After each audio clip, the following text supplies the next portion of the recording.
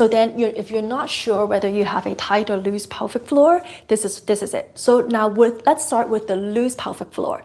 With a loose pelvic floor, you should be, it's likely that you had a vaginal birth, and also maybe you have some tears down there, maybe the birth was assisted, and then maybe like they did some suction to have the baby to come out. You also feel pressure down there, like there's some heaviness down there, feeling there's something kind of pressing down, and you always feel the urge of going to the bathroom. And another thing that would be very obvious would be like when you're inserting a tampon, it doesn't stick. Like it doesn't stay inside, it comes out. You can have 1 or 2 or 3, right? Those are the combination of symptoms to have a loose pelvic floor, and that can include leaking, right? You might be leaking without knowing, leaking with impact, like when you're jumping, when you are doing jumping jack or trampoline or running, you feel the leak.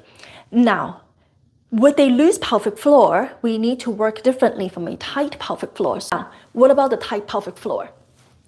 You likely had a C-section. Why? Because the baby never went through the birth canal. So like down there is never stretched. It never made room for the baby. So from pregnancy, it shuts tight, right? Down there.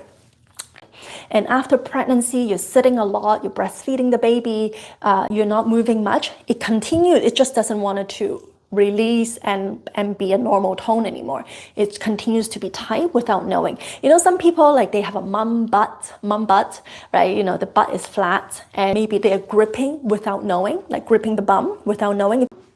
And so when you're gripping the bum, you're actually gripping the pelvic floor muscles.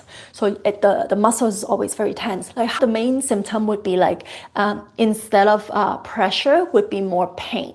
Pain when you have sex, or unable to start the flow of your urine. It's harder, like you have to concentrate or focus in order to start the flow of urine. Maybe you have to count, maybe you have to inhale, you have to do something. You have to wait there in the toilet. And then after you finish the pee, you have the feeling of that you're unable to empty it completely. So like you feel like there's still something there, but you can't go anymore. So you leave and you go sit down, then you feel like you need to go again, and then you go back to the bathroom and you go again. And then that cycle continues. So the example I gave you for the loose pelvic floor with the tampon, with this one, it's harder, right? You feel a discomfort inserting a tampon. Like you feel that there's some maybe like friction type of sensation when you're trying to put it in, like it's not that comfortable. So you see that they are very different.